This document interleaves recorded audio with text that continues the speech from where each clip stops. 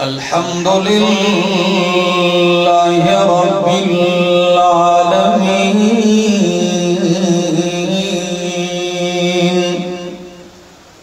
والعاقبة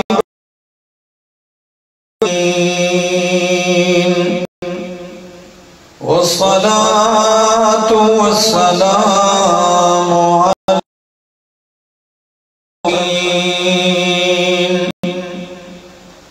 وعلى آله وأصحابه وأهل بيته أجمعين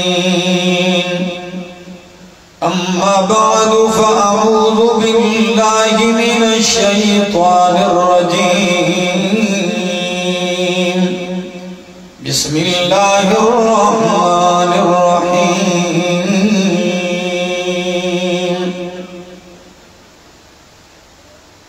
ووصينا الإنسان بوالديه حملته أمه وهنا على وهن وفصاله في عامين أن اشكر لي ولوالديك إلي المصير وإن جاهداك على أن تشرك به ما ليس لك به علم فلا تطعهما وصاحبهما في الدنيا معروفا واتبع سبيل من أناب إلي ثم إلي مرجعكم فأنبئكم بما كنتم تعملون. وقال النبي صلى الله تعالى عليه وسلم إن الله يرفع بهذا الكتاب أقواما ويذع به آخرين سبحان ربك رب العزة عما يصفون وسلام على المرسلين والحمد لله رب العالمين. لاکھوں سلام اس آقا پر بت لاکھوں جس نے توڑ دیے. لاکھوں سلام اس آقا پر بت لاکھوں جس نے توڑ دیے. دنیا کو دیا پیغام سکون طوفان کے رخ موڑ دیے. کیا کیا نہ دیا انسانوں کو اس ہادی عالم نے. دستور دیا منشور دیا کچھ راہیں دی کچھ موڑ دیے. انتہائی قابل عزت قابل احترام ذی قدر وذی وقار علماء کرام طلباء عظام اور کراچی کے اس خوبصورت شہر کے سیاسی سماجی مختلف شعبوں سے تعلق رکھنے والے دور دراز سے قرب و جوار سے آئے ہوئے میرے معزز دوستو السلام علیکم ورحمت اللہ. کافی دیر سے آپ بیٹھے ہوئے ہیں اور اپنا قیمتی وقت نکال کر آپ میں سے ہر آدمی اپنا قیمتی اور مصروف وقت نکال کے یہاں آیا.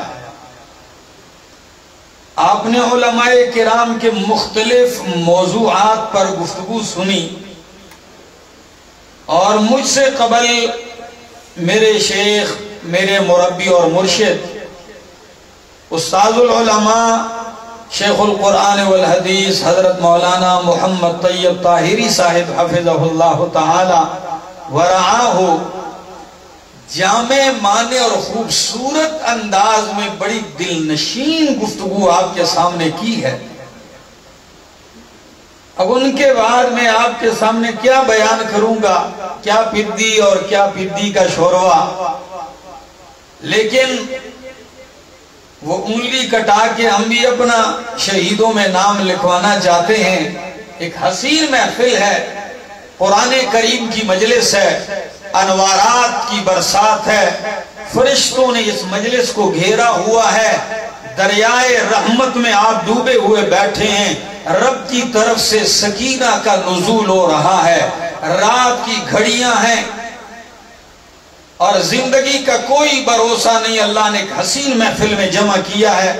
مجھے تو آج یہ بڑی خوشی ہوئی پہلی مرتبہ کہ بھائی حزب اللہ تونیو صاحب نے جس انداز سے گفتگو کی تو میں نے کہا اتنا اثر تو ہو گیا کہ کچھ نہ کچھ آدھا مفتی تو بن گیا ہے.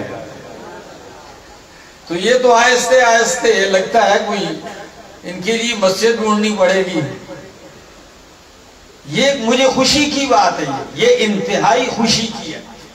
دوستو آپ جانتے ہیں آج ان کے والد بھی یہاں بیٹھے ہیں، تو ایک باپ کے لیے اس سے بڑھ کر خوشی کی بات کیا ہو سکتی ہے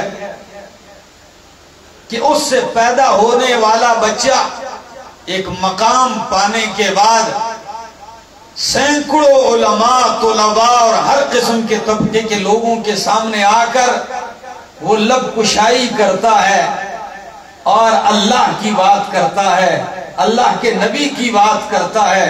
زبان سے جب یہ پھول جھڑتے ہیں تو یہ احساسات ایک باپ کو ہی معلوم ہو سکتے ہیں، یہ زبان سے بیان نہیں ہو سکتے. والدین کی عظمت، فضیلت کیا بیان کروں. یہی ہے کہ اولاد مانگو تو ایسی مانگو کہ جب بیٹے کو دیکھو تو تمہیں فخر آئے، تمہارا سر فخر سے بلند ہو جائے. ایسا نہ ہو کہ اولاد ہو مانگی تو رو رو کر ہے، لیکن مجلس میں جب بیٹے کا ذکر آئے اور سر سے انسان کی نگاہیں شرم سے جھک جائیں، ایسی اولاد اللہ کسی کو نہ دے. ایسی اولاد دے جو یہاں بھی عزت کا باعث بنے اور میدان محشر میں بھی عزت کا باعث بنے.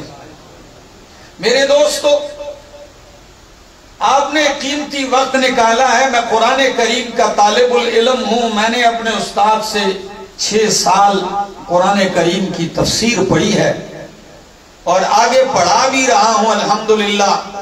ایک سلسلہ چل رہا ہے، قرآن اور نبی کا فرمان، ان دو باتوں کا سہارا لے کے اپنی گفتگو کا آغاز کروں گا. ذرا دل دماغ کے برتن سیدھے کر لیجئے. برتن سیدھا ہو، دماغ دل حاضر ہو تو اگر ایک قطرہ قطرہ بھی پڑے تو برتن بھر جائے گا. برتن ہی دل کا الٹا ہو تو برسات ساون کی گھٹا بھی آ کے برسے، ساری رات برسے تو برتن خالی کا خالی رہتا ہے. اس لیے چند لمحے آپ کی توجہ کا طلبگار. میرے شیخ نے سورہ بنی اسرائیل کی آیت پڑھی، میں اسی عنوان سے آگے سورہ لقمان 21ویں پارے کی آیت پڑھتا ہوں. قرآن مقدس کیا کہتا ہے؟ فرمایا وَوَصَّيْنَا الْإِنسَانَ بِوَالِدَيْهِ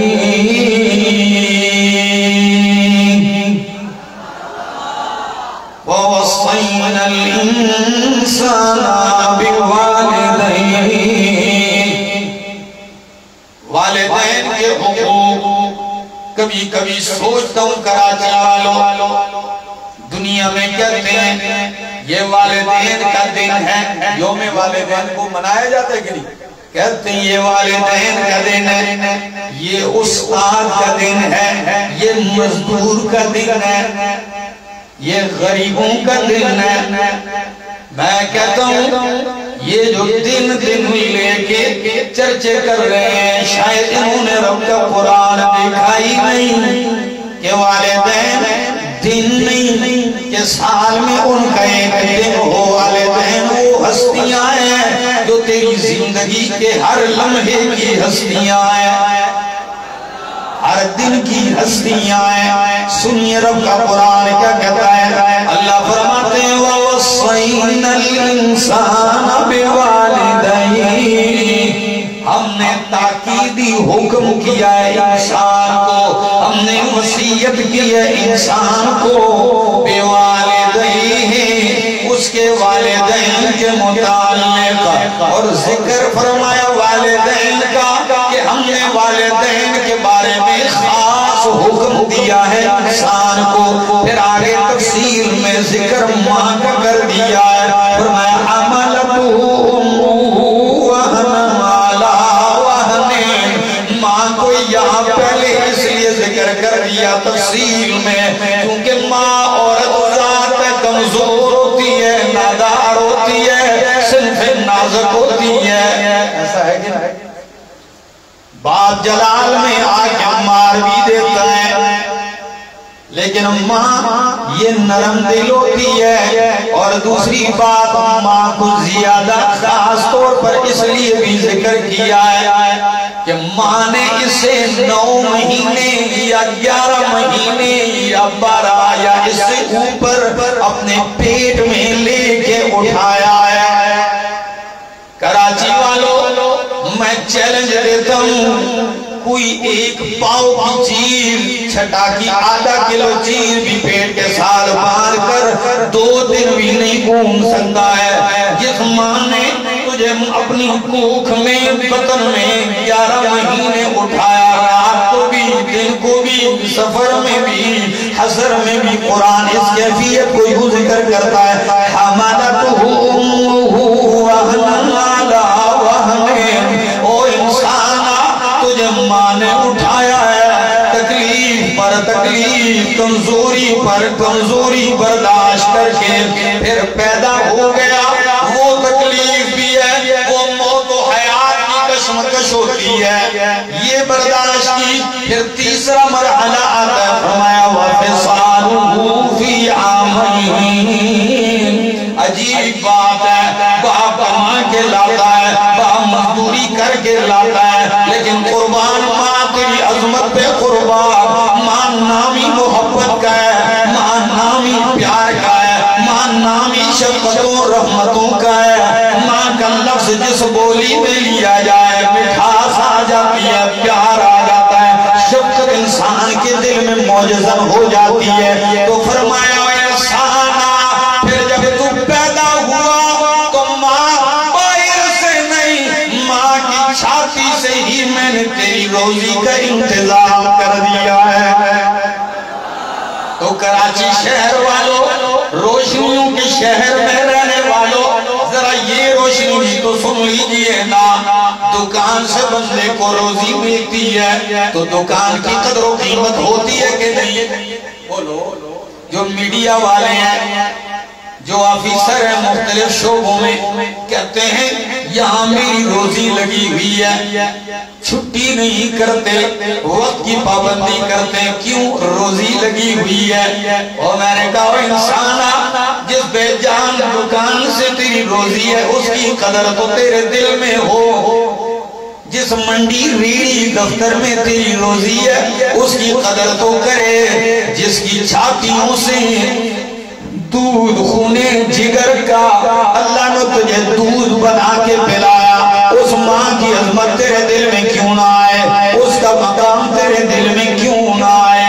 اللہ اکبر۔ آئیے، والدین کی عظمتیں تو قرآن بیان کرتا ہے، میرے شیخ نے چند جملے پہلے فرمایا، کہا کیا کہا کہ اللہ کے پاک پیغمبر، سید الانبیاء پیغمبر، امام الانبیاء پیغمبر، فخر الرسل پیغمبر، ہادی سبل پیغمبر، رحمت للعالمین پیغمبر، راحت المشتاقین پیغمبر، شفیع المذنبین پیغمبر، ساتھی کوثر پیغمبر، شافع محشر پیغمبر، نبیوں کے سردار پیغمبر۔ والد پیدا ہونے سے پہلے فوت ہو گیا، 6 سال کی عمر میں والدہ فوت ہو گئی، ان کی پرورش کی ہے دائی حلیمہ نے،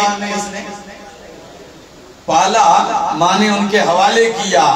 آج تک دنیا میں دائی حلیمہ، اماں حلیمہ سعدیہ کا تذکرہ ہوتا ہے۔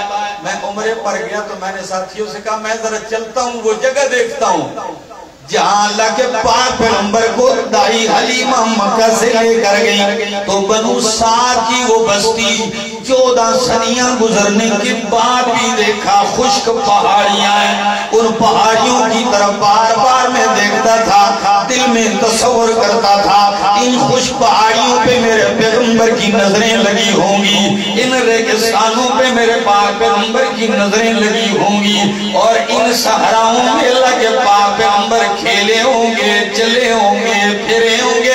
محبت ہو جس سے پیار ہو جائے, اس کے گاؤں سے بھی پیار ہوتا ہے. جس سے محبت ہو جائے پھر اس کی اداؤں سے بھی بندے کو پیار ہوتا ہے. پھر وہ جہاں بیٹھا ہوتا ہے بندہ اس جگہ کو بھی دیکھ کے پیار محبت محسوس کرتا ہے. کراچی والوں, لیلا و مجنون کے قصے تقریباً پوری دنیا میں ہر قوم میں, ہر قبیلے میں, چاہے انگریز ہے چاہے عرب اور عجم ہے, یہ دونوں کے قصے سب کو معلوم ہے.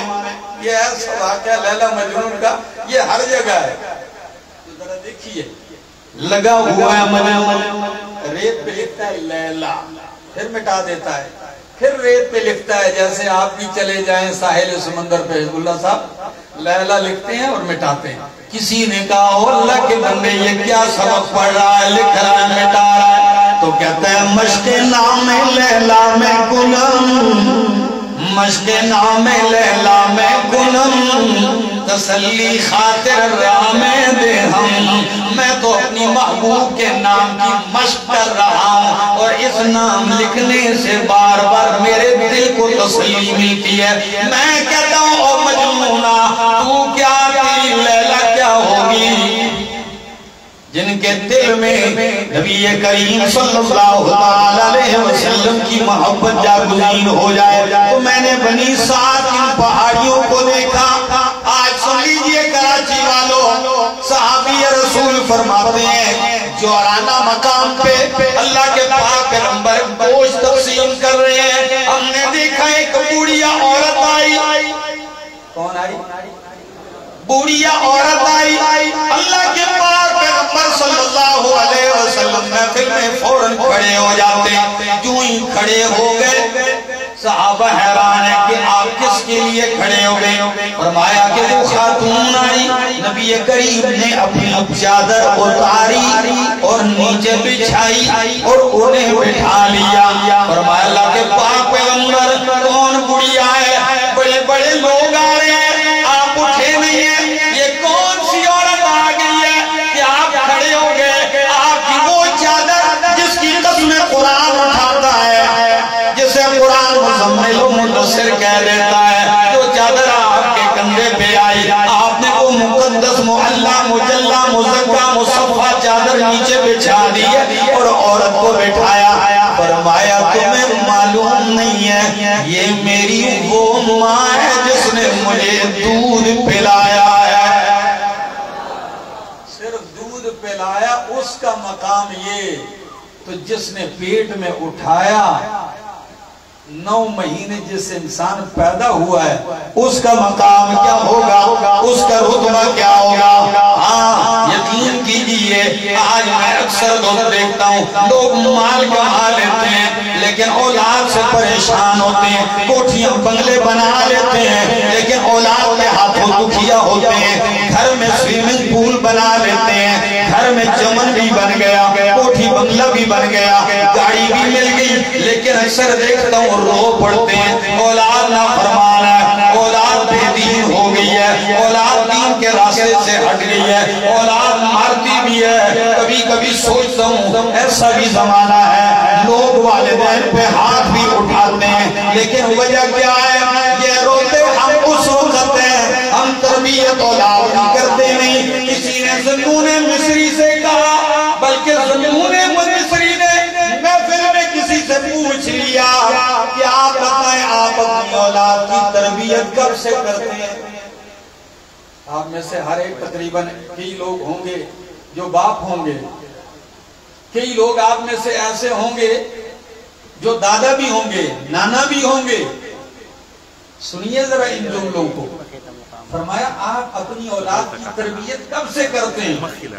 تو سامنے والا بھی معمولی آدمی نہیں تھا، وہ کہنے لگا ہم جب بچے کے 40 دن پورے ہوتے ہیں پیدائش کے بعد تو ہم تربیت شروع کر دیتے ہیں۔ اب آپ بڑے حیران ہوں گے سارے کراچی والے کہ 40 دن کا بچہ 40 پورے ہو گئے تو اس سے تربیت شروع کر دی۔ تو جواب سنیے، ذنون مصری نے کہا بڑی دیر کر دیتے ہو۔ کیا کر دیتے ہو؟ بہت دیر کرتے ہو۔ نے کہا حضرت پھر کب سے تربیت؟ نے کہا ہم تو تربیت اسی وقت سے کرتے ہیں جب ماں کے پیٹ میں آ جاتا ہے۔ اب آپ کہیں گے یہ کیسی بات ہے، یہ کون سا فلسفہ ہے؟ ماں کے پیٹ میں آیا تربیت کیسے ہے؟ میں اکثر حکیموں کو بھی پڑھتا رہتا ہوں نا، طب کو، تو یہ حکیم بھی بڑے بڑے نسخے اور پشتے لکھتے رہتے ہیں۔ تو کسی نے حکیم سے کہا کہ حکیم صاحب کوئی ایسا نسخہ ہے کہ بیٹے خوبصورت ہوں بچے؟ ہر آدمی کی چاہت ہے بچے ہوں خوبصورت ہوں۔ تو کہا کیا؟ تم نے کہا جب بچہ پیٹ میں آئے تو اس کی ماں کو سیب کا مربع کھلاؤ، فلاں یہ چیزیں کھلاؤ، بچہ خوبصورت ہو جائے گا۔ تو میرے دل میں ایک بات آئی، ذنون مصری کی یہ بات سمجھ میں آ گئی کہ اگر سیب کا مربع ماں کھائے تو بیٹے کے حسن پہ اثر پڑتا ہے، اچھی چیزیں کھائے بیٹا طاقتور بنتا ہے۔ ایسا ہی ہے، اگر ماں بیمار ہوتی تو پھر پیٹ کا بچہ بھی ایسا ہی پیدا ہوتا ہے، کمزور بیماریوں کا ایک مجموعہ۔ تو میں سوچ میں پڑ گیا، واہ ذنون کتنی گہری سوچ ہے، اگر ماں سیب کھائے بیٹے کے حسن پہ اثر، پھر تربیت یوں ہے پیٹ میں بچہ آیا، ماں رب کا قرآن پڑھے اس کا اثر کیوں نہ جائے؟ پیٹ میں بچہ آئے، ماں رب کے سامنے سجدوں میں ہو، ماں تسبیحات میں ہو، یہ بھی اثر رکھتا ہے کیونکہ قرآن میں اثر ہے، قرآن میں اثر ہے۔ یہ کمالات ہے۔ جب تربیت ایسی ہوتی ہے پھر اولاد بھی ایسی ہوتی ہے۔ ہم پہلے ان کے سارے حقوق پامال کر دیتے ہیں، پھر ان سے گلے کرتے ہیں۔ آئیے عہد کیجئے، اپنی اولاد کو پیار دیجئے، محبت دیجئے، اپنی اولاد کو اپنا دوست بنائیے۔ اگر آپ دوست نہیں بناؤ گے آپ کی اولاد کو اور دوست بنا کے اس کو ضائع کرے گا۔ قریب کیجئے اولاد سے، محبتوں کے ساتھ، شفقت کے ساتھ، اور کبھی کبھی اولاد کو رب کا قرآن بھی سنائیے۔ بیٹا آپ نے جو مرضی ہے بنو۔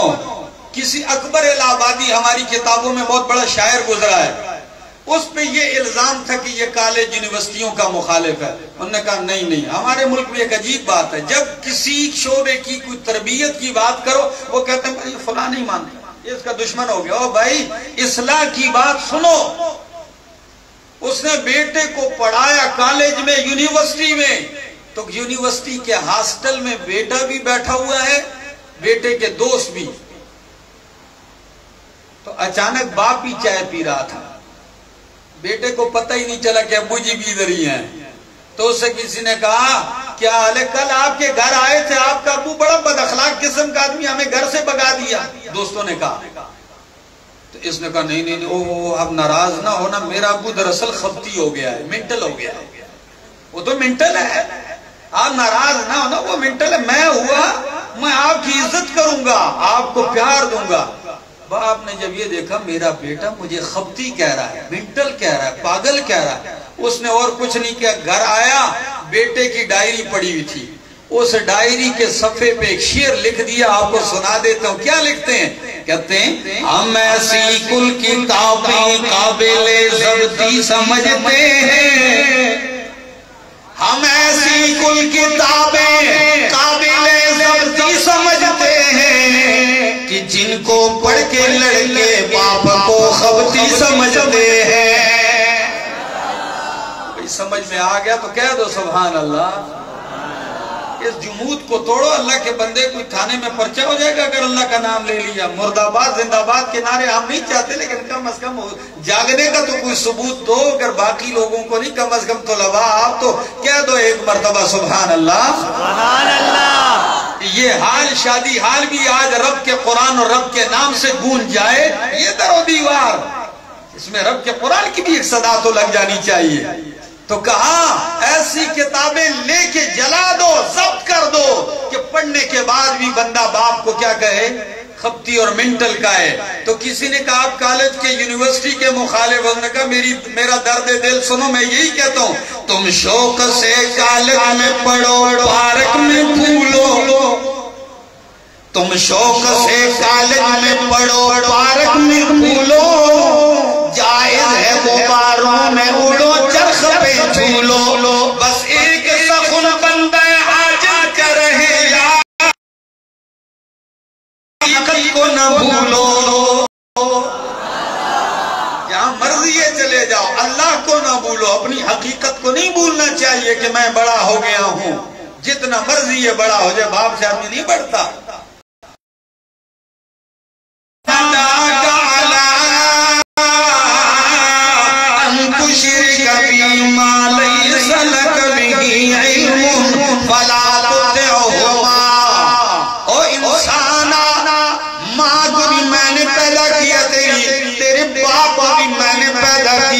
ان کی تابعداری کا حکم بھی میں نے دیا ہے، ان کے حقوق کا تحفظ بھی میں نے تجھے سکھایا ہے، ان کے قدموں کے نیچے جنت بھی میں نے رکھی ہے. لیکن یاد رکھ، اگر تیرے ماں باپ تجھے میرے ساتھ شرک کرنے پہ مجبور کریں، یاد رکھ لے ہر بات مان جانا.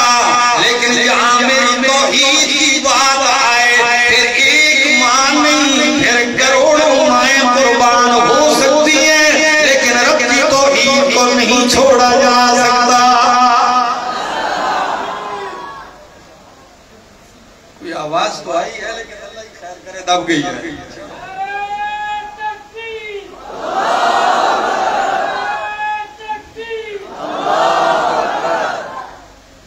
سنیے ذرا جاگنے کا. یہ نعرہ لگاتے ہوئے تو کم از کم ایسا ہو، شاعر کہتا ہے وہ نعرہ لگاتا تھا تو خیبر توڑ دیتا تھا. وہ نعرہ لگاتا تھا تو خیبر توڑ دیتا تھا.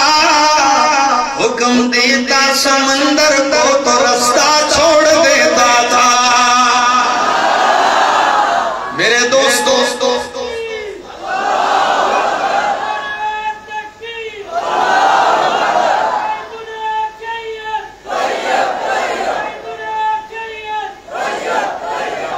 ایک پٹھان کسی مولانا کی تقریر میں بیٹھا ہوا تھا، تو وہ بہت جوش سے تقریر کر رہا تھا. خطیب ہوتے ہیں کبھی کبھی جوش میں بھی آ جاتے ہیں. تو ایک بندہ اٹھ کے نعرے پہ نعرہ لگا رہا ہے، نعرے پہ. مولانا صاحب نے اس کو نظر میں رکھ لیا کہ لگتا ہے اس کو میری تقریر سمجھ میں آ گئی ہے. بعد میں پوچھا کوئی سمجھ آئی ہے پٹھان صاحب؟ انہوں نے کہا سمجھ تو کچھ بھی نہیں آیا، بس تمہارا جوش مارتا تھا تو ہمارا نعرہ مارتا تھا. تو نہیں میرے دوستو، ہم بھی سفر کر کے آئے ہیں. ایک درد دل لے کے آیا ہوں. رب کا قرآن میرے سامنے کھلا ہے. فرمایا وَإِنْ جَاهَدَاكَ عَلَىٰ أَن تُشْرِكَ بِي مَا لَيْسَ لَكَ بِهِ عِلْمٌ فَلَا تُطِعْهُمَا. میرے مقابلے میں پھر ماں کی نہیں ماننی، میری توحید آ جائے. پھر باپ کی نہیں ماننی ہے، پھر بھائی کی نہیں ماننی، پھر بیوی کی نہیں ماننی. پھر یاریاں چھوٹتی ہیں، چھوٹ جائیں. پھر دوست روٹتے ہیں، روٹ جائیں. پھر رشتے چھوٹتے ہیں، ٹوٹ جائیں.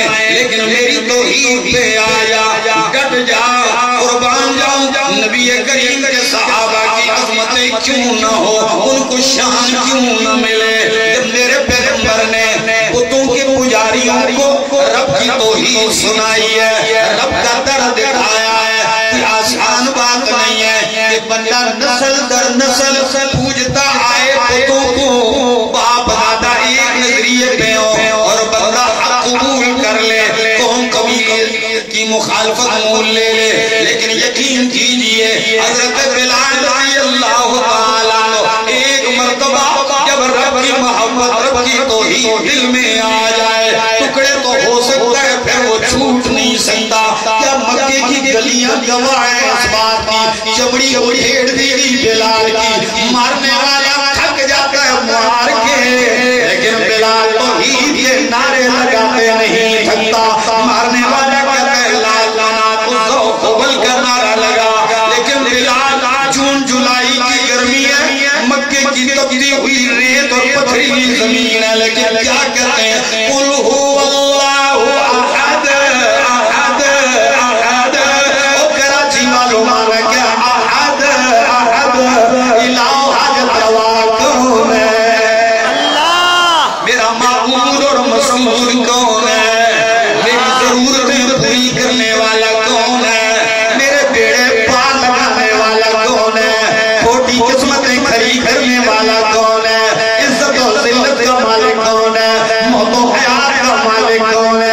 کبھی سوچا ہے قربان جاؤ ابو بکر صدیق کی شان پہ بدر کا مارکہ پیش آیا ہے، عجیب مارکہ اسلام کا، قرآن نے اسے یوم الفرقان کہا ہے، فیصلے کا دن، ایک طرف میرے مصطفیٰ کا جھنڈا ہے، 313 جانثار ہیں نہتے، دوسری طرف 1000 کا لشکر ہے ابو جہل کے جھنڈے کے نیچے، اور کائنات نے یہ نظارہ کبھی نہیں دیکھا ہوگا، باپ نبی کے جھنڈے کے نیچے ہے تو بیٹا ابو جہل کے لشکر میں ہے، ماموں ادھر ہے تو بانجا سامنے ہے، ادھر امیر حمزہ ہے، سامنے بھائی ہے، یہ عجیب منظر ہے، لیکن میرے پیغمبر کے صحابہ نے بتا دیا کائنات والوں، قیامت تک آنے والوں، ہم نے بتا دیا ہے کہ ہم نے خون کے رشتے رب کی توحید کے رشتوں پہ قربان کر دیے ہیں۔ جب جنگ میں فتح ہو گئی تو ابو بکر صدیق کا بیٹا عبد الرحمن ابن ابی بکر بعد میں مسلمان ہو گیا۔ کراچی والوں اگر میری بات سمجھ میں آ جائے تو میری تسلی کے لیے آپ سے نوٹ مانگنے نہیں آیا ہوں، آپ سے چندے مانگنے نہیں آیا ہوں، آپ سے ووٹ مانگنے نہیں آیا ہوں، صرف آپ سے ایک چیز کا درد لے کے آیا ہوں کہ آئیے رب کے قرآن پھیلانے میں، رب کی توحید پھیلانے میں ہمارا ساتھ دیجئے، بس صرف میری التجا سمجھ میں آ جائے تو سبحان اللہ کہہ دینا۔ صدیق اکبر کا بیٹا بعد میں مسلمان ہو گیا، محفل لگی ہوئی ہے، کہنے لگے بابا جان آپ شکر کریں بدر والے دن آپ میری تلوار کے سامنے آگے تھے، اگر میں تلوار چلا لیتا آپ کا سر قلم ہو جاتا، لیکن جب دیکھا تو میرا بابا ہے، تو میرا باپ ہے، تو آپ کی محبت رکاوٹ آ گئی، میں نے تلوار پیچھے کر دیا، آپ بچ گئے۔ صدیق اکبر نے کہا او بیٹا شکر میں نہیں، شکر تو ادا کر، اللہ کی قسم ہے اگر تو میری تلوار کے سامنے آ جاتا تو میں یہ نہ دیکھتا کہ تو میرا بیٹا ہے، میں تیری گردن اڑا لیتا، اس لیے کہ اس دن تو میرا نہیں تھا، میرے تو وہ تھے جو میرے محمد کے جھنڈے کے نیچے کھڑے تھے۔ سبحان اللہ، وہ تو کہتے تھے نا جو جان مانگو تو جان دیں گے، جو جان مانگو تو جان دیں گے، جو مال مانگو تو مال دیں گے، مگر یہ ہم سے نہ ہو سکے گا، محمد کا جاہو جلال دیں گے، یہ ہم سے نہیں ہو سکے گا۔ آئیے رب کی توحید پہ آئیے، رب کے قرآن پہ آئیے، یہ میں مانتا ہوں، لیکن کیا کریں جب رب کا قرآن انسان سمجھتا ہے نا آٹومیٹک سارے حقوق سمجھ میں آ جاتے ہیں، باپ کا حق کیا ہے، ماں کا کیا ہے، بیٹی کا کیا ہے، بیوی کا کیا ہے، پڑوسی کا کیا حق ہے۔ یہاں تک قرآن نے بتایا کہ سفر کرتے ہو آپ کے ساتھ سیٹ کے اوپر بیٹھنے والا ساتھ میں اس کا کیا حق ہے، وَالصَّاحِبِ بِالْجَنْبِ آپ کے پہلو میں بیٹھنے والا۔ میں ایک دن مجھے اس آیت کی سمجھ میں نہیں آئی، بہت پہلے کی بات ہے، طالب علم تھا، کراچی سے سفر کر کے جا رہا تھا ہری پور، تو کوچ میں بیٹھا ہوا تھا بس میں، تو ہر بس کی سیٹ میں اتنی گنجائش ہوتی ہے کہ آپ جب تھک جائیں تو سیٹ پیچھے کر سکتے ہیں کمر ذرا سیدھی کرنے کے لیے۔ تو میری پچھلی سیٹ کے اوپر ایک بوڑھا بابا بیٹھا ہوا ہے، ساتھ اس کا بیٹا ہے۔ اب خدا جانے بابا اس کا دماغی کوئی توازن تھا یا کیا تھا، لیکن جیسے ہی میں سیٹ پیچھے کرتا وہ دونوں ٹانگیں سیٹ کے اوپر رکھتا، کہتا نہیں پیچھے نہیں، اور سانس میرا بند ہو جاتا، میں پھر آگے کر لیتا۔ میں نے کہا جب یہ آنکھ لگ جائے بابا جی سو جائے تو چلو میں پیچھے کر لوں گا۔ اب جیسے ہی وہ آنکھ اس کی لگتی ہے تو میں سیٹ پیچھے کرتا ہوں، جیسے ہی اس کی آنکھ کھلتی پھر دونوں